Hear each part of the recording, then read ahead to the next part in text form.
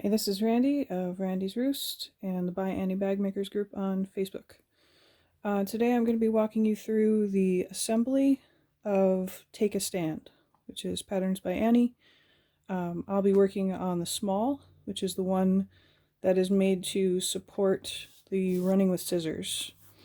So it works as a stand if you want to drape your running with scissors over your Take a Stand. If you want to put these bags inside a bag, you want to be making the large Take a Stand.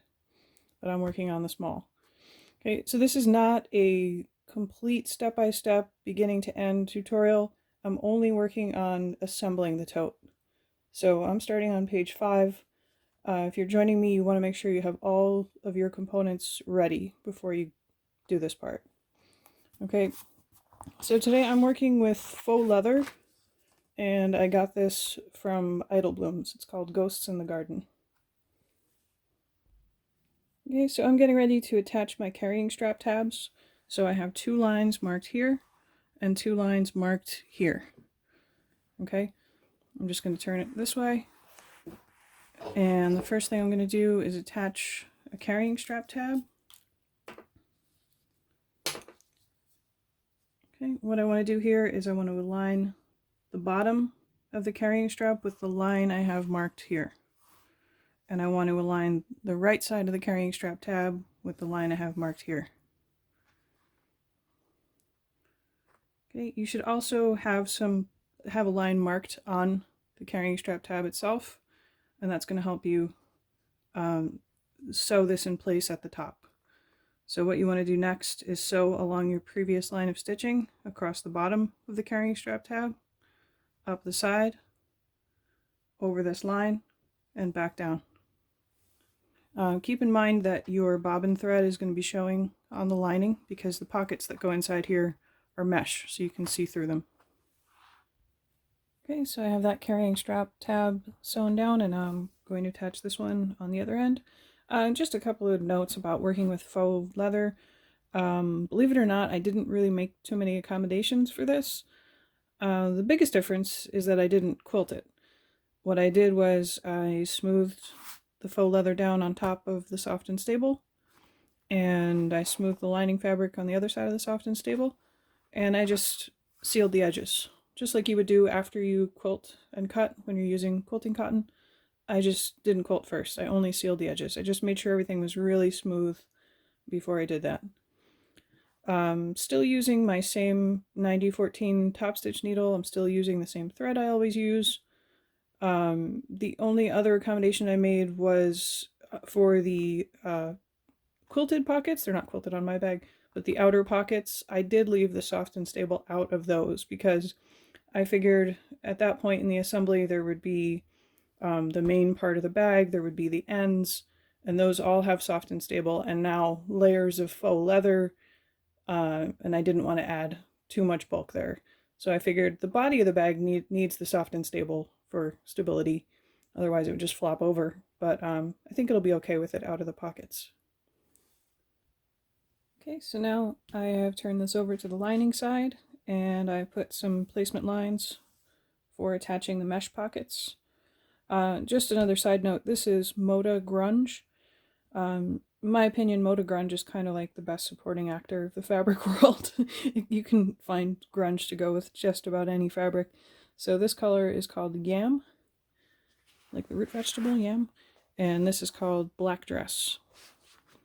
Okay, so I don't know if you can see my placement lines, but I've got 2 here closer to the center of the bag and 2 here closer to the ends. Okay, and if you measured correctly, your mesh pockets should line up very nicely with those lines. And you should have some mesh and elastic hanging off the edges. That's just to allow you to smooth out any wonkiness as you attach these pockets. Okay, so for each of these mesh pockets, the basic idea here is the bottom of each mesh pocket, that's the side that's closer to the center of your bag, is going to be sewn down. And this side, which is going to be toward the end of your bag, that's the opening of the pocket, so you don't want to sew that closed. So what we're going to do is start sewing over here, sew 1/8 of an inch down the side, 1/8 of an inch from the bottom of the pocket, and 1/8 of an inch back up. If you want to hold this in place, you can pin it after you've aligned it with your lines, or you can use sew tight magnets. Either way, keep in mind there is a piece of hardware back here. I don't really think we're in any danger of hitting it with our needle, but just always keep in mind what's on the other side. Okay, so I have that sewn on, and what I need to do next is sew divisions into this pocket. And on page 5 of the pattern, it has suggestion of how you can divide the pocket. You don't have to do it that way. Again, just be mindful of where that hardware is when you sew in your division lines. So when you decide how you want to divide up this pocket, you can just draw some lines, and then you are going to start sewing at the bottom of the pocket. Again, that's the side that's closer to the middle of the bag. And you're going to sew up your marked line to the very top edge of the binding, needle down and turn around and sew back down on that same line. And then repeat that for all of your division lines. Just another side note, it's especially important with ByAnnie patterns to do everything in the order listed. I did my, I had my bobbin thread black when I put on my carrying strap tab, so you can see what I'm talking about. But you can see those stitching lines. If I had done this out of order and put the mesh pocket on first, then when I go to sew this on, I would have been sewing through the pocket on this side. So in general with ByAnnie patterns, the steps are in a certain order, and oftentimes each step is hiding any sort of ugly bits from a previous step. So a raw edge or a sewing line or something. So it's really important that you do everything in order. Okay, so once you have your mesh pockets sewn on and you have your divisions put in, the next thing you need to do is trim off any excess mesh or elastic that's hanging off the sides. And after that, we will attach pockets A and B to the main fabric side. Okay, so next up we are going to attach the outer pockets A and B, and throughout the next few steps I will have pocket A on the right hand side of the screen. That will become important as we assemble the rest of the bag. So you have two quilted pockets that go on the outside of the bag. Pocket A for your bag will probably have a border. I left the border off because I just couldn't bear to cover these little ghosties. They're so cute. So I have decided that the one that has this upside down ghost poking out from under the zipper, that is my pocket A. That's my favorite part of this whole bag right there. So again, this faux leather I got from Idle Blooms. I'll put the link in the description. I also got the zippers from there and the zipper slides. Okay, so the basic idea for attaching these outer pockets is you have a placement line here, and you have a placement line toward the end of your bag. Okay, so what we're going to do is take our pocket A and put it face down on top of this. So we have right sides together at this point. And the bottom of your pocket A should line up with that placement line. Okay, and you can wonder clip this in place if you want to. So what we need to do next is sew this in place with a 1/4 inch seam right down the bottom of pocket A. Okay, so now we need to press this to set the seam, and then we're going to bring this pocket up and press it again. And the top edge of the binding of this pocket should line up with your placement line. Okay, so you want to press that up, and then next we are going to sew this down. Okay, so when we sew this down, we're going to start by sewing across the top edge of the pocket binding. And I think the pattern says it's 1/8 of an inch from the top. I think I do it even a little bit closer to the edge than that, but you do what works for you. I do this with a top stitch length. For me, that's 3.5. So I have my zipper closed at this point, and I want to sew along this binding. It gets a little bit bulky when you get to the carrying strap tab, so just take it slow. You can needle up, needle down if you need to.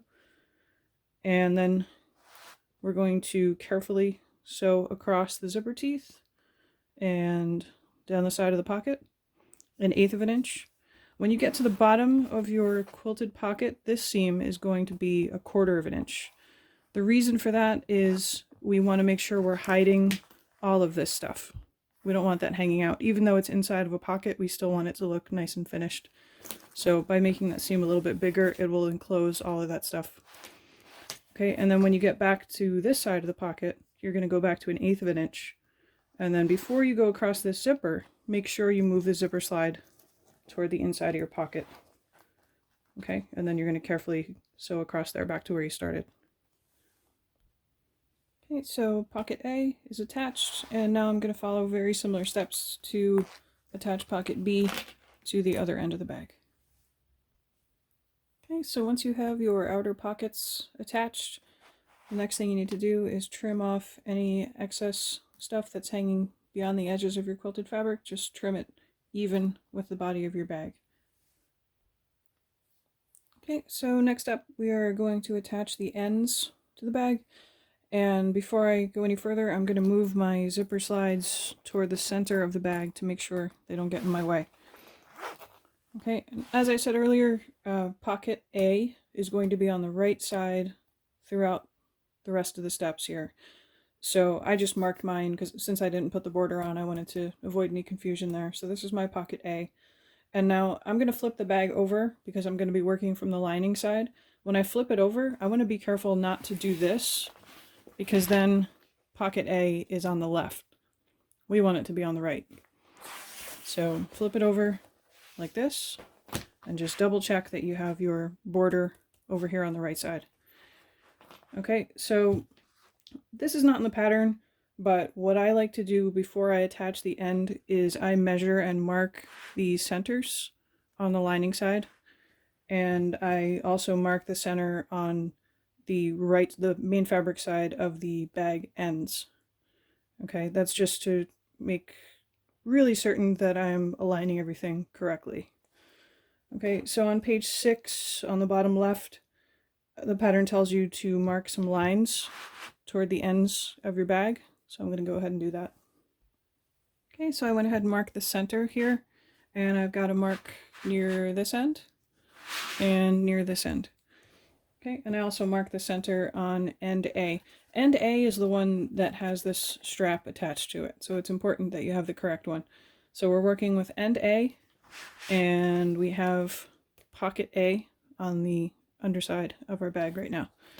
So to attach this end, what we're going to do is I have the lining side up for the main part of the bag and the lining side down for end A. And I'm going to align my center markings here. Now this should also have your piece centered in between your markings for attaching your pockets. Okay, and what I'm going to do is just clip this with a couple of wonder clips. This is going to sound a little weird, but you want the flat side of your wonder clip up. And the reason for that is when we go to sew this all together, we're going to have this pocket against the bed of the machine, so you want that flat side down so your wonder clips don't get hung up on your machine. Okay, so I just put a couple of wonder clips, and next what I'm going to do is take this top, it looks like the bottom now, but this is the top of end A. I'm going to align this binding with the marking that I made toward the end of the bag. Okay, so I'm just going to bring that around like that, and I'm going to align all the edges, and I'm going to use clamp. That's just because mine is a little bit bulky because of the faux leather. Okay, and then I'm going to take this side and I'm going to align it with the marking on the other end and do the same thing.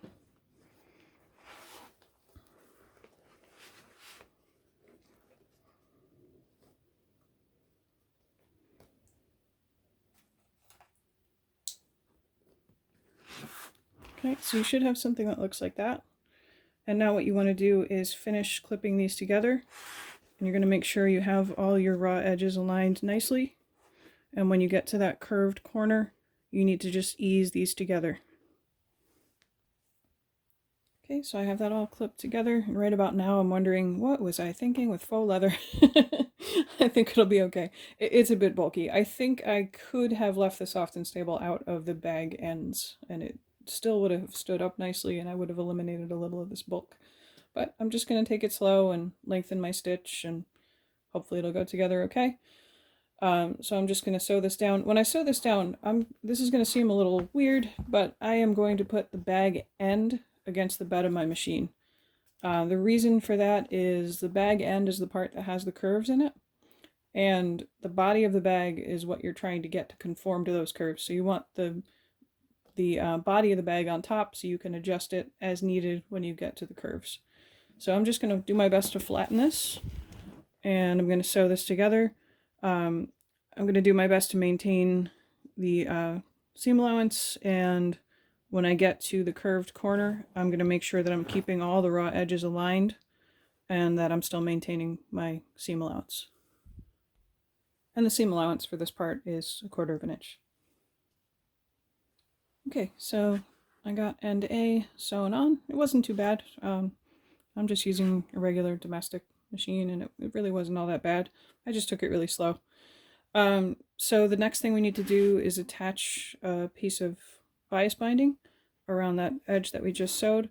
So what you're going to do is, again, put the bag end against the bed of your machine, and you're going to align the raw edge of the bias binding with the raw edge of your bag body, and you're going to sew it on with a 1/4 inch seam, and you're going to go all the way around back up here to the top, and then bring that binding around and sew it down right along the folded edge. The goal with the binding is to get the stitching to fall out on the same part of the binding on each side of the binding. If you don't get that on the first try, don't beat yourself up. It takes a lot of practice. So I'm going to go do that off camera, and then we're going to attach end B and bind it. And then in part 2 of this video, I will show you how to attach the zipper and the binding that goes on the top of the bag.